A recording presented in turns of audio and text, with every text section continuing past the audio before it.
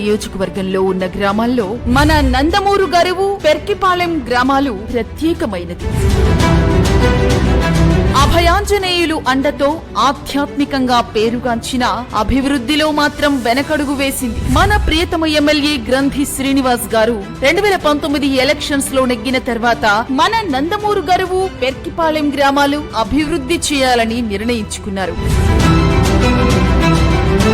ఆ మేరకు మన గ్రామంలో సచివాలయ భవనం నిర్మాణం కొరకు 40 లక్షల రూపాయలు నిధులు కేటాయించి అభివృద్ధి చేశారు. నాడు నేడులో భాగంగా 59 లక్షల రూపాయలు ఖర్చు చేసి పాఠశాలలను అభివృద్ధి చేశారు. 21 లక్షలతో రైతు భరోసా కేంద్రాన్ని నిర్మించారు. 95 లక్షలు ఖర్చు చేసి గ్రామంలో సీసీ రోడ్లను నిర్మించారు. 8 ఎకరాల 70 సెంట్లలో జగనన్న కాలనీలను అభివృద్ధి చేశారు. మొత్తంగా మన నందమూరు గరువు, పెర్కిపాలెం గ్రామాల అభివృద్ధి కోసం సుమారు 1,95 లక్షల రూపాయలు పైగా నిధులు ఖర్చు చేశారు.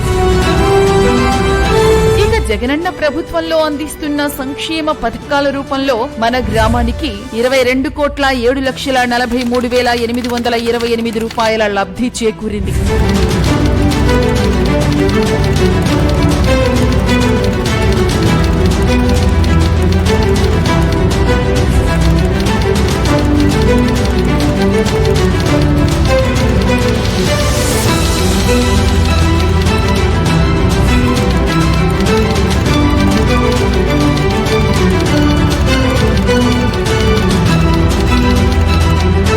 అభివృద్ధి మరియు సంక్షేమ పథకాల ద్వారా మన నందమూరు గరువు గ్రామానికి సుమారుగా 24 కోట్ల రూపాయల పైగా మేలు జరిగింది. మా నియోజకవర్గానికి కన్సీన్ గారండి ఎన్నో సంక్షేమ పథకాలు చేశారు. రెండోది మేము ఎప్పుడు వెళ్ళండి అందుబాటులో ఉంటారండి. ఇది వరకు అంజబాబు గారు ఉండేవారండి, 2 పట్లు చేశారండి. మేము ఎప్పుడు వెళ్ళినా మాకు దొరికేవారు కదా, ఆయన మాట్లాడతా కూడా అవకాశం ఉండేది కదండి. ఆయన ఎక్కడ ఉన్నవాడో తెలియదు కదా. మా గ్రామంలో లబ్ధి పొందిన సంక్షేమ పథకాలు చాలా ఉన్నాయండి. అమ్మఒడి కానించి, కాపునేస్తం కానించి 9 పథకాల్లో 90% వరకు పథకాలు వచ్చాయండి. మా నేను రైతు భరోసా అందుకున్నాను. మా అమ్మల విద్యాదేవన అయిపడ్డాయి. డాక్టర్ రుణమాఫీ కూడా మా లేడీస్ పడ్డది. మన నందమూరు గరువు, పెర్కిపాలెం గ్రామాలు భీమవరం నియోజకవర్గంలో అభివృద్ధి పథంలో నిలవడంలో మన గ్రంథి శ్రీనివాస్ గారి కృషి ఎంతో ఉంది. మళ్లీ తిరిగి మన ఎమ్మెల్యేగా గ్రంథి శ్రీనివాస్ గారిని ఎన్నుకునేందుకు మన గ్రామ ప్రజలందరూ సిద్ధంగా ఉన్నారు. కన్సీన్ గారికి ఎమ్మెల్యే ఓటేయండి. మా కన్సీన్ గారు భారీ విజయంతో నెక్కుతారు. మన గ్రంథి శ్రీనివాస్ గారితోనే మన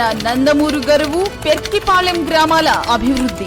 మన గ్రంథి శ్రీనివాస్ గారితోనే మన భీమవరం నియోజకవర్గం అభివృద్ధి. ఫ్యాన్ గుర్తుకే మన ఓటు.